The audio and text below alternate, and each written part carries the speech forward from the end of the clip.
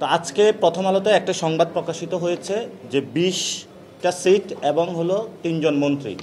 এটা একটা অসত্য তথ্য এবং আমরা এই সময় মনে করেছিলাম এই নির্বাচন আসলেই যখনই কোনো সংকট বাংলাদেশে আসে এই সংকটের মধ্যে আগুনে ঘি জ্বেলে দেয় প্রথম আলোর এই ধরনের অপসাংবাদিকতা বন্ধ করতে হবে।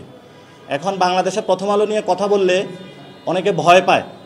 প্রথম আলো নিয়ে আর ভয় পাওয়ার দরকার নাই, ডেইলি স্টার নিয়ে ভয় পাওয়ার আর দরকার নাই। এটা একটা তারা মিথ্যা কথা বলেছে, অসত্য তথ্য দিয়েছে। আমরা মান্না ভাইকে নিয়েও প্রথম আলো মিথ্যা কথা বলেছে, অথচ মান্না ভাইয়ের এখন মতিবের কি হয় এটা আমরা আসলে জানি না। বিজলি কেবলস এর স্কিন কোটেড ইনসুলেশন আগুন প্রতিরোধী। বিজলি কেবলস, নিরাপদ আজীবন। এজন্য মতি ভাইকে আহ্বান জানাবো, হয়তো সাংবাদিকতা করেন নাহলে রাজনীতি করেন।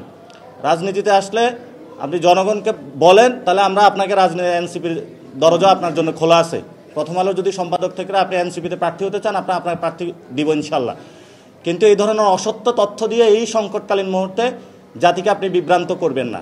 আর আমরা আজকে এখানে একসাথে হয়েছি, পুরো বাংলাদেশে আপনারা দেখবেন মারামারি কাটাকাটি, এই যে রোড ব্লক, তারপরে হলো আগুন জ্বালাচ্ছে মনোনয়ন বাণিজ্য নিয়ে। এই সংকটকালীন মুহূর্তে আমরা এই মনোনয়ন বাণিজ্য এইসব কাজ না করে এখানে একীভূত হয়েছি সংস্কার বিষয়ে কথা বলার জন্য। সংস্কার থেকে মুখ ঘুরিয়ে দেওয়ার জন্য বিএনপি নমিনেশন দেওয়া শুরু করেছে এবং মাঠের মধ্যে তারা শান্তি শৃঙ্খলা নষ্ট করছে। কিন্তু আমরা এই জাতির যে সংকটকালীন মুহূর্তটা, সেই জায়গা থেকে আমরা মনে করি সংস্কার প্রক্রিয়াটা এগিয়ে নিতে হবে। এই জন্য ওনারা দীর্ঘদিন যারা লড়াই করছেন তারা আমাদেরকে আহ্বান করেছেন, ওনারা আমাদেরকে পরামর্শ দিয়েছেন, কথা বলেছেন এবং আমরা সবসময় বাংলাদেশে যারা এই সংস্কার প্রক্রিয়াটা নিয়ে এসেছিলেন, আওয়াজটা তুলেছিলেন, ওনাদেরকে আমরা পাশে পেয়েছি। ওনাদের প্রতি আমাদের আজীবন শ্রদ্ধা, আমাদের শ্রদ্ধা ভালোবাসা থাকবে এবং ওনাদের যে ফাইট ভাসানী যোগন মণ্ডল থেকে শুরু করে যারা এই সংস্কার প্রক্রিয়ার বাংলাদেশে হলো জারি রেখেছেন তাদের আমরা পথে থাকবো ইনশাল্লাহ। তবে আমরা পার্লামেন্ট হাউসও ছাড়বো না, আমরা পার্লামেন্টেও যাবো ইনশাল্লাহ।